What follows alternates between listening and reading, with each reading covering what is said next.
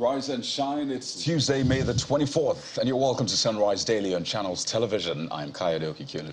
Good morning. It's good to be here again. I am Bukola Samuel Wemimo. I wonder what Kayode did with it. It's another beautiful Tuesday morning. I left it for you. Good morning. I'm Ayo Makina. Of course, you know, once we sit like this, it is time to take the papers with one of our guests this morning. It's Wale Fatade, who is former assistant managing editor of Next newspaper and commissioning editor, The Conversation Africa. Thanks for joining us this morning. Good morning. Good to be here. Well, let's start off with the Nigerian Tribune. It's a busy week, Mr. Fatade. Last week was busy, but it looks like this week is the mother of all weeks. Yeah, for those of us genuine Nigerians working, it's busy. Okay, well, the jury's out there. Well, let's start with the Nigerian Tribune and take a look at what you find on the front page. It's about the primaries, but we're starting off with PDP's National Assembly primaries. And you see names like Otom, Banky W, Ango Abdullahi's son, Tegbe Nenwoko Larwin, sons of Fire Sheikh Kashemu also emerged. So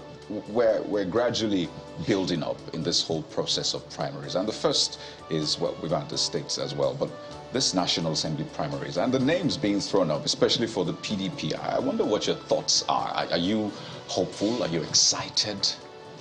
Well, I've been reporter of politics in Nigeria now for about 3 decades. I'm sorry rather, this latest exercise does not inspire. I mean, it's same of same, if you pardon that cliche.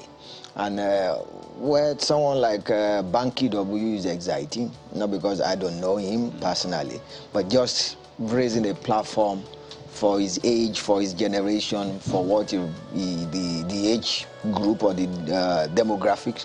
I think that's interesting. But Otham, I watched him yesterday, I think on your station, after he emerged, and I was like, is the Senate a retirement home for governors? You've been government for 8 years and you do that. So is it exactly going to be something different? And for our brother from Oyo State, Tegbe, there's actually a story behind that.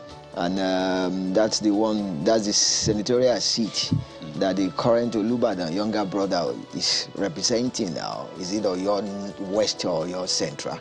And you know, it was because of him that gentleman defected to APC. So it's interesting. Let's see how that plays out in the larger scheme of things in our dear Oyo State. Particularly about these, governors going into the National Assembly. I think that has been a topic of, a controversial topic, I would imagine. So there's a thinking that, you can't stop people from aspiring, whether they were I believe that. I'm democratic enough. But there's like also that. the conversation about just how effective they will be. Number one. And number two, how free and fair were those primaries that produced them? The party organ, the party machinery, as it were, for every party, where you have a sitting governor, is in the hands of the governor. Whether it's APC or PDP or APUGA, as our people say that, or APGA. So how free and fair is that election? Well, INEC. But I've been excited about 2-term, 3-term senators losing out, and that's interesting. That's the beauty of democracy. Interesting. Well, INEC monitored those primaries, so we'll expect. Follow up on that, given how the amendment to Section 84(8) of the New Electoral Act acts in the balance. Might I ask how free and fair the primaries I'll tell you that. Yesterday I was speaking with the world chairman of APC in Osun State, and I was asking him that, so are you going to vote your mind? Are you going to vote your person? I said, no, Wale, that's not going to happen now. That every ballot paper is serially marked. They can track who you vote for, and that we as a world, we as a caucus, we have decided who will be a candidate. So you can't be an outlier. You can't break the rank. So you know who you are voting for. And then you remember. Because the elected delegates, yes, still determine who the elected delegates are. Yes, and you will still get money. The governor, if you are not in the governor's caucus or in the governor's good books, you can't emerge as a delegate. It's not going to happen. And if you decide to vote against his interest, you are coming back to them. Would it have made any difference if the members of the National Assembly could vote as statutory delegates? I don't think so. I don't think so. Even though it's hypothetical, but we have seen it before, I don't think so. And I think they were clever by half. They shot themselves in the foot, thinking that with the president. So that's how they are no longer statutory, as it were. So I'm not sure. I think we should not expect something different from a system that is as corrupted as this, or a system that is as polluted as this? Why do we expect the political space to be different? So I think we're expecting too much from our political class. You would think they are going to do different from what is going on in Nigeria. In fact, let me tie this next story to that statement you just made. In fact, two of them. One, too late now to sign Electoral Act amendment. Poll observers tell Buhari. That's on the one hand. So that's 84-8, that amendment that was done. So that's one. The second one is coalition of 7 political parties in alliance ahead of 2023. That's from the NC front. And you see SDP, ADC, APM dissociate selves from merger. So this was touted as a third force. And I imagine for people like you who think, well, same, let's try something new. At what time? Elections are just less than a year away. Where is the structure? Or where are the structures? And remember again, there is a part of this Electoral Act that if your name was not on the register of that party, you cannot just defect now and contest. I hope you know that. So that has been taken care of. That if you lost out in, let's say, PDP, now you now say, okay, we'll go to that Kayode so-called third force. You can't again. There's no Kayode third force. Yeah, with your third force or your so-called third force. You can't do that again now. I think if we are going to get a third force, the work should have started earlier. But it started about 15 months ago, if you... but then don't forget that... Where is the work? The plan, where is the result? Plan, at least from what we know so far, is that they all adopt one particular political party, which is the Labour Party in this case. So everyone is expected to join. But have you ever watched a jingle of Labour Party on your station? Do you know where Labour Party headquarters is? These are grassroots mobilized. I mean, you can't rule out these facts. I stayed in Oshodi Solo, and I know I've never seen anything Labour Party. Well, you know that a day is a long time in politics. In politics, yes, we know. But then, if you have not started that day now, you can't even leave a scratch on the behemoth of the other major forces. We'll talk about that. We want to leave, don't talk of a dent or a crash. Fatade, you are not a politician. So. No, I'm not. But I study politics, and I know those who practice them. And you can see the work. You see, the political action cannot be hidden. You will know it. And I think, based on what we know of Nigeria, I'm not sure any force can take care of these two behemoths. Just for mention, you know, all this politics and all of that is essentially meant to ensure that we have good governance, right? Definitely, that's the objective. There's something just disheartening on top of the nameplate. I'll mention this before we move on to the next paper. 19.4 million Nigerians to face food crisis by August. So that's 2 months from now, or let's say 3 months from now, essentially. And that's coming from the ECOWAS. So amidst all of the back and forth, the primaries, there's a very present crisis, food crisis. And you know what they say about food. If it's a big deal, if it's a major problem, then you can't just predict what people will do. So that's on page 4 of the Nigerian Tribune. And I'll leave you there for the paper. All right. From the Nigerian Tribune, let's move to leadership newspapers this morning. And there's a story that will catch your fancy. And I hope it does catch your fancy too, Mr. Fatade. APC, it's a big story. APC presidential flag bearer Ogbonnaya Onu may be Buhari's dark horse. Now, so many names have been touted. We've heard from Kaduna I had a discussion with someone who I believe should know just yesterday evening, early evening, and he was touting another person as this same so-called dark horse for APC. And he gave a clincher, which I think might be it. He said, "Have I ever seen this person campaigning?" And I said, "That's true. He's not been meeting delegates. He's been going nowhere." He said, "That's the idea. So that when things happen, the president will just raise his hand and say, 'This is my consensus candidate.'"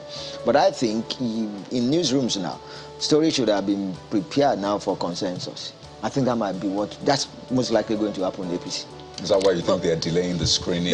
That's my thought. I don't have any facts, but just mere reading of the situation. Or is it because that's what's been the style, if I can use the term, over time? Yeah, I think so. I think that's where the pendulum is going to swing. But considering that the president's position on who his anointed candidate would be, he's decided to keep mum on it, would the president's anointed candidate be visible in your face like so many of the aspirants that we've seen? No, you know, that's the last stage. And then if he emerges, or he or she emerges, I think there will be nothing left for the other candidates again. And remember, with that other annex, or annexure that was on the nomination form, that created a kind of kerfuffle that you have to sign this. I think APC might be fitting towards consensus. But don't forget, there's the provision for consensus in the Electoral Act. Definitely. All the aspirants must agree to it. And if they don't, they have to go to the polls. Let's look back at historical antecedent. We saw that during the party officers' election. No, that's a You saw people coming to the stage crying, literally that's weeping. a different ballgame. I mean, you're talking By about... the same set of actors. No, different actors, actually. The people that aspire to be party officials are different from the people aspiring But who are the people determining the fate? Candidates. Who are the people determining the fate of that's these guys? one side of the story. The other side is the aspirants themselves. I mean, Which is a bigger election. But, but have you not heard so many of the aspirants saying that they will abide by the party? They will follow the party's... I hope I'm wrong. They say naturally. I wish I'm a wrong. party man, but I wish I'm wrong.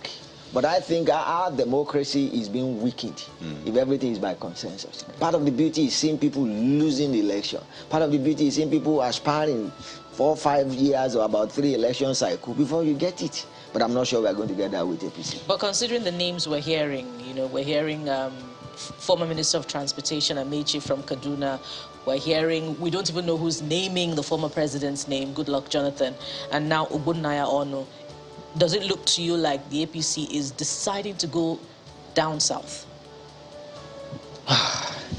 That might be left for colleagues who are on the field. So this is just me pontificating. I think the 2 major guys or parties, they are watching each other, APC and PDP. And that's why you see the kind of drama. I think if one party goes north, the other will go north. If one party goes south, the other might go south. That's what I think. Yeah. By the way, I just want to quickly touch on this, pardon me. This talk about the president's anointed candidate, does that really hold a lot of water? Does that mean that whoever the president says, well, is my candidate, will be Nigeria's next president? Well, you and I will still have to vote. But you could have just stopped your question at, does that mean the fellow will be APC presidential candidate? And I say yes. No, that's why I took it all the way. No, we don't know that because we believe that INEC will be fair. We believe that Nigerians will still get to make a choice. Okay. But I think it stops at that fellow being the APC presidential candidate, and I think so. Should we push this a little further? Please tip the envelope. If some aspirants don't have their way, do you see another surprise in another third force? Where is the person? And we'll move around Nigeria? And does he get the cash or the money to do that this time? I don't think so. Okay. Let's look at the Vanguard I wish newspaper. that should be the case. Let's look at the front page of the Vanguard newspaper, guys. You were talking about delegates, control, and role. This will be the other time. The Vanguard newspaper has an interesting angle to it. Electoral Act. Governors lament fear inability to control delegates. So that's what's on the front page now of the Vanguard newspaper. Maybe the writers will give us some inkling. Aspirants shun consensus, devise fresh strategies to woo delegates. Delegates to be housed, shielded from opponents, driven to venue on D-Day. Wow. Saudis not working on any consensus arrangements, ascribed to Wajuba. APC Southwest consensus candidate not in view, ascribed to a source. We're optimistic of a consensus, Ajulo PLO convener, why Tinubu remains best. That's ascribed to Shetima. Okay. That's all of your consensus in the mud. As they say, consensus in the mud. Maybe in the sky. There is this English saying, a leopard does not change its spots. I really wish Nigerian politicians would suddenly have a new genetic variation or genetic mutation and suddenly become different. But no. All these are postures for the public. What do they do in-house? What do they do? These are people who dance forward and dash backward. I'm not so sure. And you could see governor was already lamenting because whatever it is, as I said earlier, and we know, they remain a potent force in all the parties. Because as a matter of fact, they are the ones that fund these parties. So why are they lamenting, according to this headline? Yeah, because I've not read the story. So we don't know what their lamentation might be. Maybe they don't have the kind of firm grip they thought they would have. But if you look at the primaries of PDP so far, there is no governor that has been caught flat-footed. Yeah, so far, based on the results that we have. All the candidates the governors want have emerged. So. Okay. Well, let's leave it that. Let's leave that at that. Right below the pictures you see on the front page of the paper this morning, 36 governors lose suit against financial autonomy for LGAs. Stories on page 7. Well, this started how many years ago now? Since 2019? 18, yeah. Okay. I think it was not the suit by the National Finance Intelligence Unit. Yes. No, suit by the governors against the FG and Okay, NFIE. it was the governor. The other way around. Well, I'm not a lawyer, but I'm not so sure that will stand scrutiny at the higher court. Because in the federation, there are two units, federating, state and federal.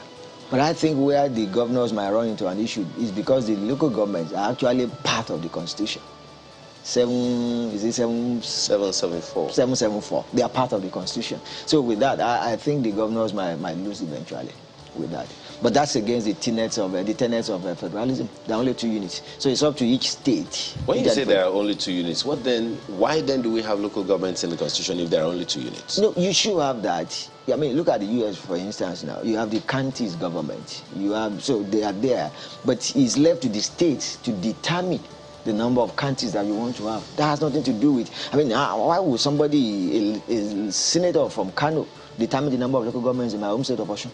It's antithetical. You don't know us. Yeah. It's the same way whereby you post a commissioner of police from Zamfara to your state. No.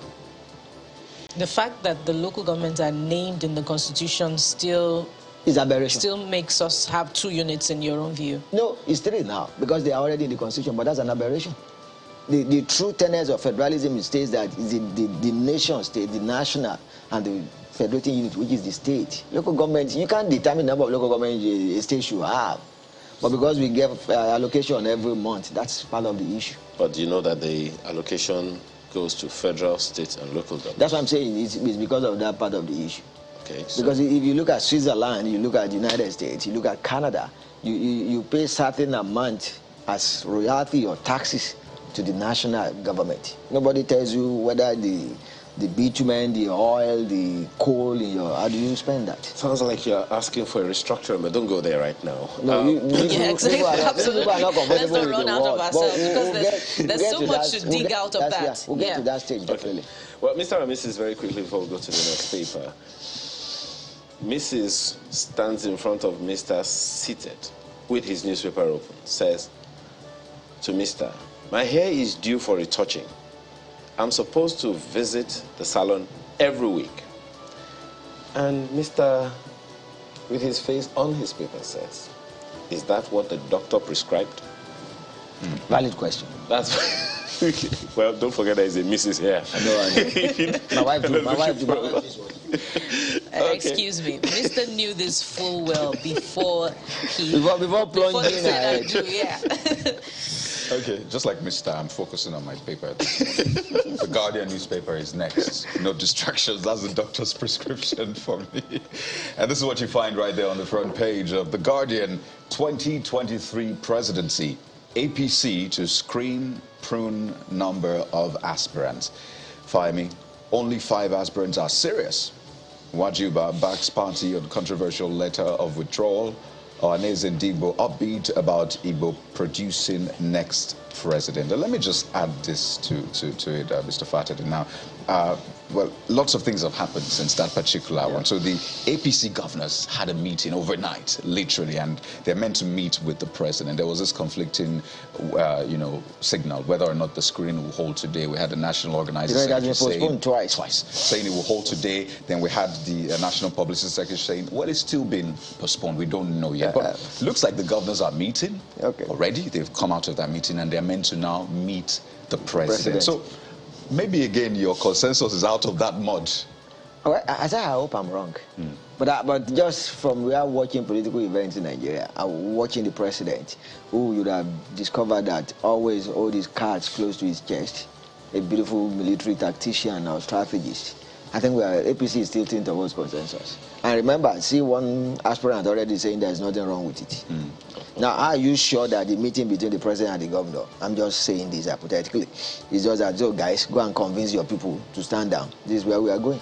And then as long as their interests are taken care of, is there anything stopping any governor now emerging as a running mate? You see.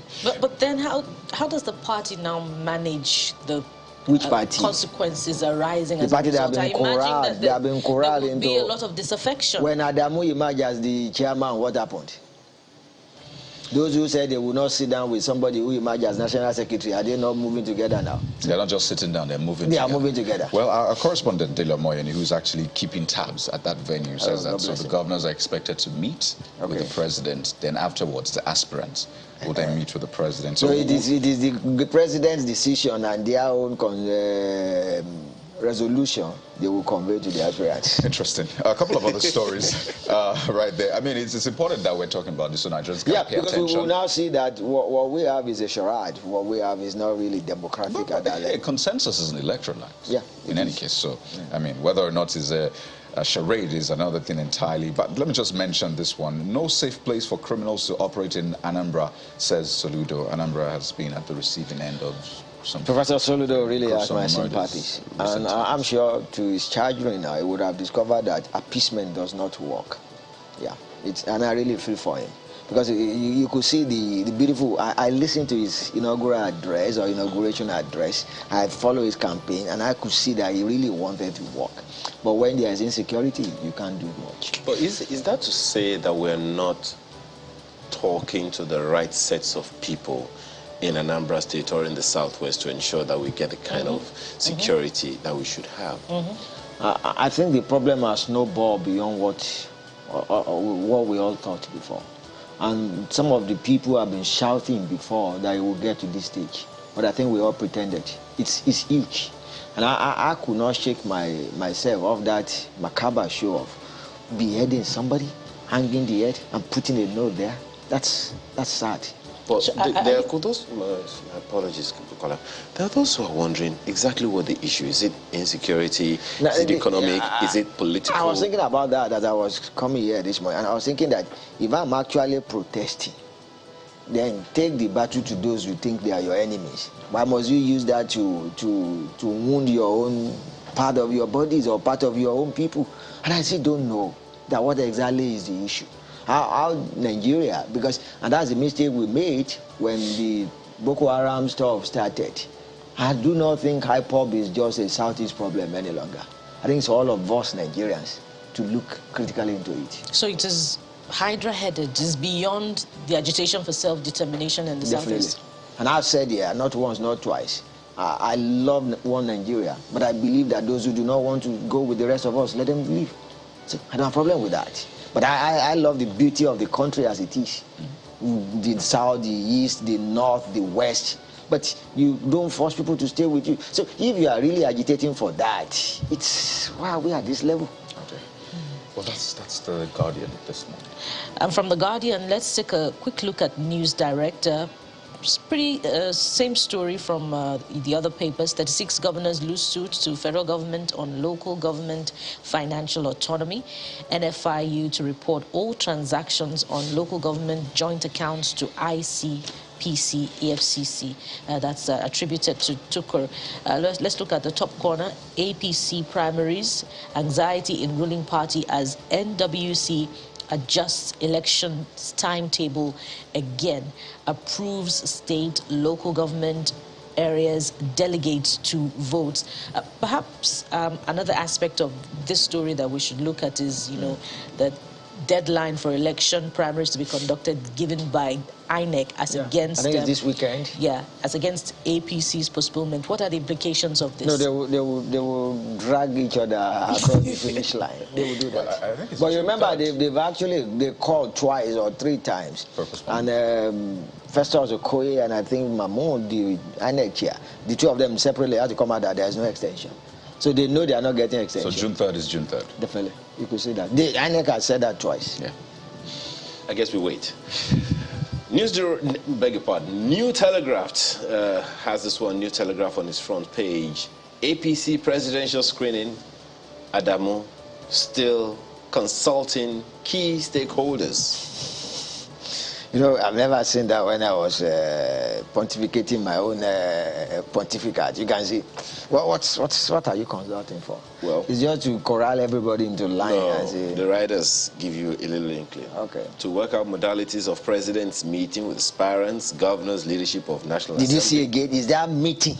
with aspirants. It's not bad to meet. Not at all, especially with the president of Nigeria. Yes. And if the president invites, I mean, you met the president. If the president invites me too, I will meet with him. I've not met the president, Mr. Fatade. Just you did to not, put it on record. You did not intervene. I mean, if there's anything we do more, it's meetings. Have, you know, some consultations. And, and then after that, you review that meeting again, you do another meeting. Mr. Fatade. Okay, well, right below the picture you see on the front page, presidential ticket.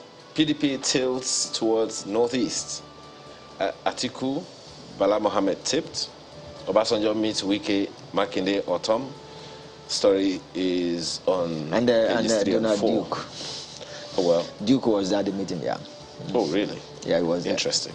Well, you're an editor, you would know. And I said right there to the right. Yeah, Duke was there. 2023, Emefiele withdraws suit against INEC AGF. Ajilo writes, Buhari says only Osinbajo, 2 other APC aspirants eligible. Story on pages 4 and 5 of the paper. You're comfortable with that, I'm sure. Yeah, Mr. Ajilo is in Professor Osinbajo's camp, so he's just marketing his candidate or his aspirant. Okay. So there's no big deal. Well, that's the papers this morning and a look at it. Thank you so much for being a part of it, Mr. Wale Fatade. Thank you for being a part of our program this morning. My pleasure. Okay. So we take a short break and we plunge into the issues as they come. Please stay with us.